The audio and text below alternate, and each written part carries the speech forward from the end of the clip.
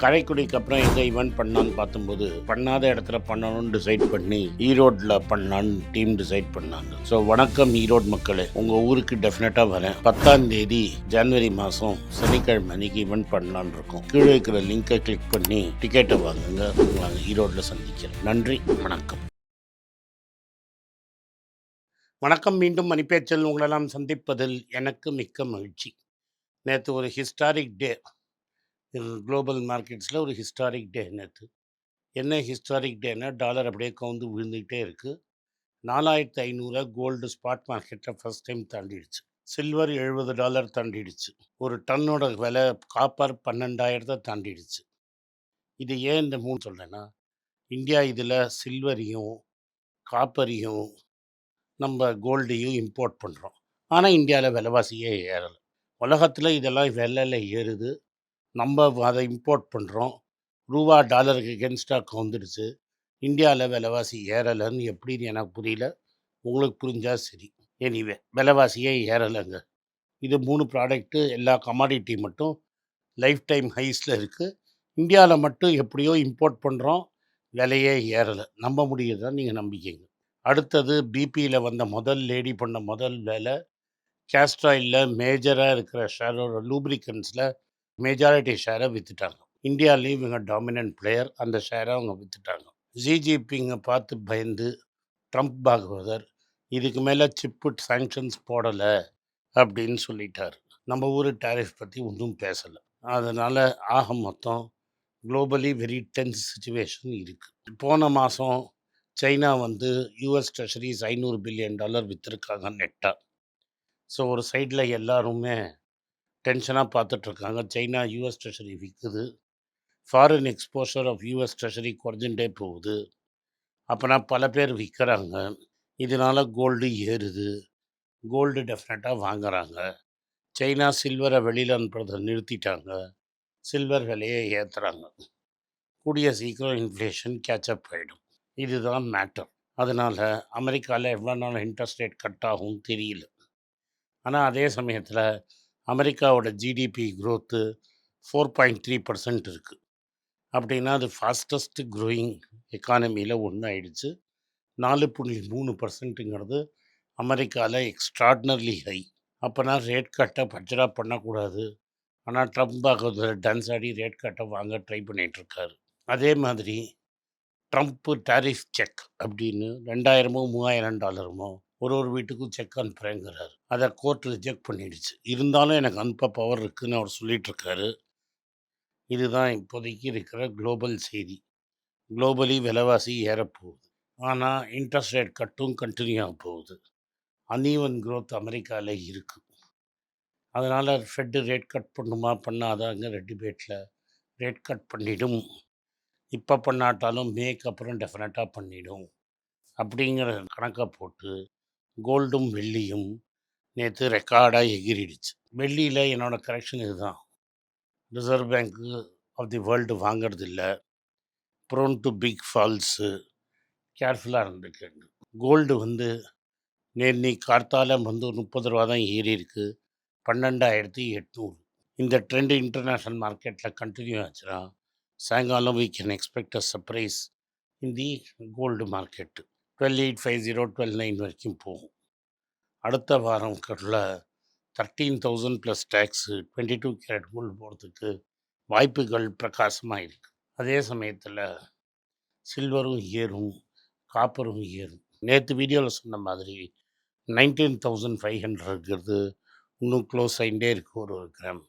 இன்றைக்கி 13,000 தாண்டிடுச்சு. 24 carat gold 14,500 கிட்ட வந்துருச்சு. இதே ட்ரெண்டு போச்சுன்னா இன்னும் ஒரு 3,000-4,000 ரூபாவாது இந்த வருஷத்தில் ஏறுறதுக்கு பிரகாசமாக இருக்குது. ஸோ ஓவராலாக மார்க்கெட் சுச்சுவேஷன் ரொம்ப வீக்காக இருக்குது. இன்றைக்கி காலத்தால் 30 பாயிண்ட் ஏற்றின மார்க்கெட்டை பேங்க் நிஃப்டி வச்சு ஏற்றினதை பொத்துன்னு கீழே போட்டு -50 போச்சு. நான் பேசுகிறச்ச மார்க்கெட் 16லேருந்து 20 பாயிண்ட் ப்ளஸில் இருக்குது. நிஃப்டி, பேங்க் நிஃப்டி 25 பாயிண்டில் இருக்குது. பேங்க் நிஃப்டியை அடித்து திரும்பி மார்க்கெட்டை இறக்கிறதுக்கு ரொம்ப நேரம் ஆகாது. மானிட்ரி பாலிசி டிரான்ஸ்மிஷன் இந்தியாவில் பிரேக் டவுன் ஆகிடுச்சு. லிக்விடிட்டி கண்டிஷன் டைட்டாக இருக்கிறது தான் காரணம்னு சொல்கிறாங்க, தெரியல. ஆர்பிஐயோட ரேட்டு 5.25. ஆனால் ஓவர் நைட் பாண்ட் மார்க்கெட்டில் லிக்விடிட்டி டைட்டாக இருக்கிறதுனால 5.46 வரைக்கும் ரேட்டு ட்ரேட் ஆகிட்டு இருக்கு. இதை சரி பண்ணுறேங்கிற பேரில் 2,90,000 கோடி மார்க்கெட்டில் இறக்க போகிறதா நம்ம கம்ப்யூட்டர் சயின்ஸ் இன்ஜினியர் பேசுகிறார். 50,000 கோடியாக இறக்குவேன், கடைசியில் 40,000 கோடியாக இறக்குவேன்னு சொல்கிறார். இது என்ன பண்ணுவார்னா, கவர்மெண்ட் பாண்டை அவர் மார்க்கெட்டில் வாங்கி கேஷை ஃபண்டு மார்க்கெட்டுக்குள்ளே இறக்குவேன் அப்படின்னு சொல்கிறார். ஸோ தட் ரேட்டு வந்து 5.25 குறையும். பட் இன்ஃப்ளேஷனே இல்லைன்னு அவர் நம்பலாம், கவர்மெண்ட் நம்பலாம். ஆனால் நீ டெபாசிட் ரேட்டு இதுக்கு மேலே குறைச்சேன்னா மக்கள் பணம் வாங்க ஓடி போய்ட்றான், பணத்தை பேங்க்கில் போட மாட்டேங்கிறான்.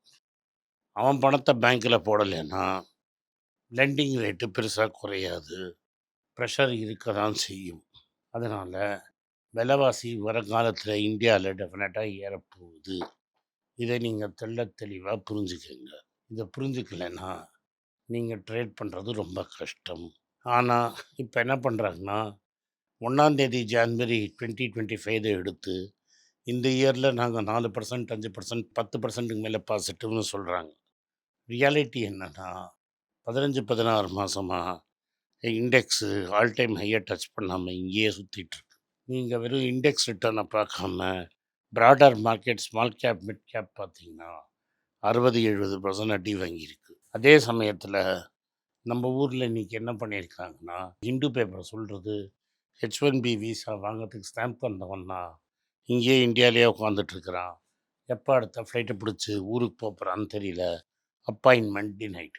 அதே மாதிரி நம்ம ஊர்லேருந்து லாட்ரி சிஸ்டமை கேன்சல் பண்ணிட்டோம்.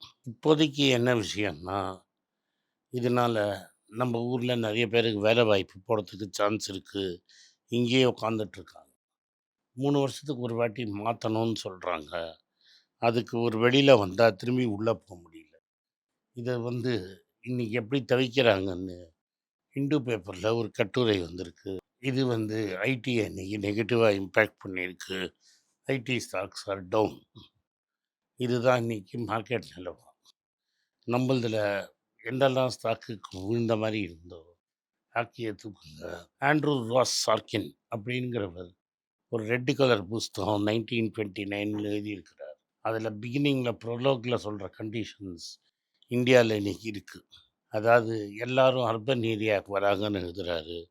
இந்தியாவிலையும் ரூரல்லேருந்து அர்பன் ஏரியாஸுக்கு பெரிய மைக்ரேஷன் இருக்குது. இது எல்லாம் சேர்த்து பின்னாடி ஒரு கிரைசிஸ் வருமோ அப்படின்னு ஒரு சந்தேகம் நம்மளுக்கு இருக்குது. சரி, இது பாட்டுக்கு இது இருக்கட்டும். இன்றைக்கோட இம்பார்ட்டண்ட் நியூஸை பார்ப்போம். டாடா ஸ்டீல் ப்ளூஸ்கோப்பை அவுட்ரைட்டாக வாங்க போகிறாங்க.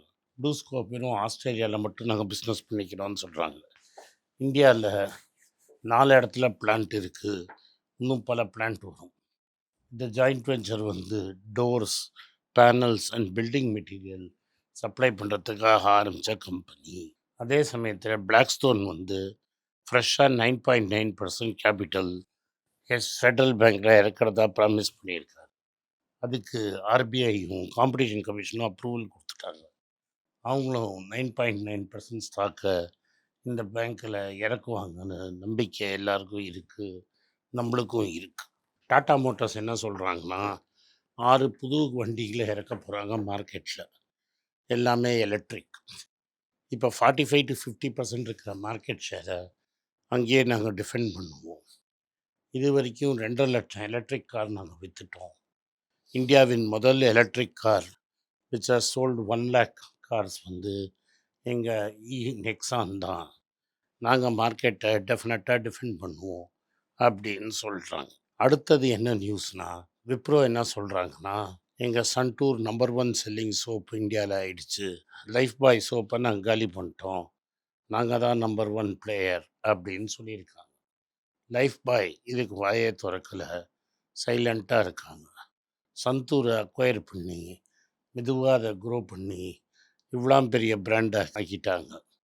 எல்லாரும் ஐடி கம்பெனி பார்க்கும்போது இந்த கம்பெனியை பார்க்கல. இந்த கம்பெனி ப்ரைவேட்லி ஹெல்டு. அதே மாதிரி பஜாஜ் ஆட்டோ என்ன பண்ணுறாங்க, கேடிஎம்மை எப்படி சரி பண்ணுறதுங்கிறதுக்கு ஒரு டீட்டெயில் மல்டி டிசிப்ளினரி ரிப்போர்ட் போட்டாங்க. அந்த டைரக்ஷன் நோக்கி அவங்க போயிட்டுருக்காங்கங்கிறது நம்மளுக்கு தெளிவாக தெரியுது. எல்லிலேயும் நோவோ நார்டிஸ்க்கும் குஸ்தி போட்டு கொத்த கொத்த சண்டை போட்டு ரேட்டை குறைச்சி இந்த செமிக்ளூட்டைட் மார்க்கெட்டை எப்படி பிடிக்கலாம் அப்படிங்கிற பிளானில் ரொம்ப கேர்ஃபுல்லாக விளையாடிட்டுருக்காங்க. ஓயோ என்ன சொல்கிறாங்கன்னா, அவங்க பிரிசம் தான் மெயின் கம்பெனி, சரிப்பா இவன் தான் பணம் வரமாட்டேங்குது, ஸ்டார்ட் அப் மணி, கம்பெனி திவாலாகிற ஸ்டேஜ் திவால் தான், ஆனால் மக்கள் ஏதோ நம்பிட்டுருக்காங்க. நாங்கள் ஒரு ஹோட்டல் கம்பெனி, நாங்கள் ஐபிஓ வரோம்னு சொல்லியிருக்காங்க. ஐபிஓவில் போட்டேன்னா உங்கள் காசு கோயிந்தான்னு போயிடும், இல்லாட்டா கண்ணு காணாமல் கரைஞ்சிரும். தயவு செஞ்சு இந்த மாதிரி இடத்துல மாட்டிக்காதீங்க. ஜைடஸ் லைஃப் சயின்சஸ் அவங்க பயோசிமிலர் ப்ராடக்ட் லைனை ஸ்ட்ரென்தன் பண்ணி இன்னும் ஸ்ட்ராங்காக பண்ண போகிறாங்க. ஐடிசி என்ன சொல்கிறாங்கன்னா, புதுசாக ஹிந்தியில் சொல்லி ஒரு ப்ரோக்ராம் லான்ச் பண்ணியிருக்காங்க. மிட்டி காதொன்று, மிட்டினா மண்ணின் மைந்தனுங்கிற மாதிரி ஒன்று லான்ச் பண்ணி அக்ரிகல்ச்சரை நாங்கள் இன்னும் ப்ராஃபிட்டபிள் ஆக்குவோம் அவங்களுக்குன்னு சொல்லியிருக்காங்க. பேசிக்லி சீட் அண்ட் ஃபர்டிலைசர் விற்கிறதுக்கு இது ஒரு பெரிய அட்வான்டேஜாக தான் இருக்கும். ஓவராலாக பார்த்தீங்கன்னா மார்க்கெட் இன்றைக்கி நெகட்டிவாக இருக்குது, பெருசாக பாசிட்டிவ் போகாது, போனாலும் பின்னாடி அடிச்சிடுவாங்க. அதனால் பார்த்து நிதானமாக நல்ல விலையில் கிடைக்கும் பட்டாஸ் லிஸ்ட்டை 1 2ன்னு கன்சிடர் பண்ணுங்க. இன்றைக்கி கோல்டு விலை எகிர்னதில் மணப்புரம் ஸ்டாக் எகிரி 300 தாண்டிடுச்சு. ரொம்ப நாளைக்கு முன்னாடி இதை 32 ரூபா பார்த்தவங்களுக்கு ஆல்மோஸ்ட் 9 பேக்கர் கன்ஃபர்ம்டு. 125 வாங்கினவங்களுக்கு 2.5 டைம்ஸ் ரிட்டர்ன் வந்திருக்கு. இது நம்ம கன்சிடர் பண்ண நல்ல ஸ்டாக்கில் ஒன்று. மற்ற கம்பெனியில் ஃபெட்ரல் பேங்க் ஆல்ரெடி முன்னாடியே ஏறி இருந்ததுனால இன்றைக்கி பெருசாக ஏறலை. நன்றி, வணக்கம். இந்த வீடியோ உங்களுக்கு பிடிச்சிருந்தா வீடியோவை லைக் பண்ணுங்கள், எங்கள் சேனலை சப்ஸ்கிரைப் பண்ணுங்கள், பெல் நோட்டிஃபிகேஷன் தட்டுங்க. இந்த வீடியோ முடிஞ்சால் சொந்தக்காரங்களையும் ஃப்ரெண்ட்ஸையும் பார்க்க சொல்லுங்கள். வணக்கம். குழந்தைங்களுக்காக ஒரு புஸ்தகம் லான்ச் பண்ணோம், அது ரொம்ப சக்ஸஸ்ஃபுல்லாக இருக்குது. யாருக்கெல்லாம் அந்த புஸ்தகம் போகணுமோ எங்கள் டீமுக்கு கான்டாக்ட் பண்ணுங்கள். கீழே இருக்கிற நம்பர்லேயும் வெப்சைட்லேயும் கான்டாக்ட் பண்ணிங்கன்னா உங்களுக்கு அந்த புஸ்தகத்தை நீங்கள் வாங்கிக்கலாம். மற்ற எங்கள் புஸ்தகமும் அவைலபிள், எங்கள் வெப்சைட் மூலமாகவும் வாங்கலாம். கீழே இருக்கிற வாட்ஸ்அப் நம்பர்லேயும் மெசேஜ் அனுப்பலாம். நன்றி, வணக்கம். எல்லாருக்கும் வணக்கம். moneypage.comனு எங்களுக்கு ஒரு வெப்சைட் இருக்கிறது உங்களுக்கு தெரியும். இத்தனை நாள் பல ஆர்டிக்கல் நாங்கள் ட்ரான்ஸ்லேட் பண்ணி அதில் போட்டுட்ருந்தோம். இப்போ நாங்களே டீம் செட் பண்ணி ஒரு வாரத்துக்கு 4 ப்ரீமியம் ஆர்டிக்கலாக போடுறதா டிசைட் பண்ணியிருக்கோம். ரொம்ப மினிமல் சப்ஸ்கிரிப்ஷன் சார்ஜஸ் வச்சுருக்கோம். கீழே அந்த லிங்கை பார்த்தீங்கன்னா இந்த சப்ஸ்கிரிப்ஷன் டீட்டெயில்ஸ் தெரியும். இந்த ப்ரீமியம் ஆர்டிகல்ஸ் மட்டும்தான் சப்ஸ்கிரிப்ஷன் லிங்க்கில் வரும். மற்றதை நீங்கள் இன்னும் ஃப்ரீயாக படிச்சுட்டு இருக்கலாம். இந்த வெப்சைட்டை பற்றி என்ன நினைக்கிறீங்கிறத அந்த வெப்சைட்லேயே உங்கள் கமெண்ட்ஸ் எழுதுங்க. நன்றி, வணக்கம்.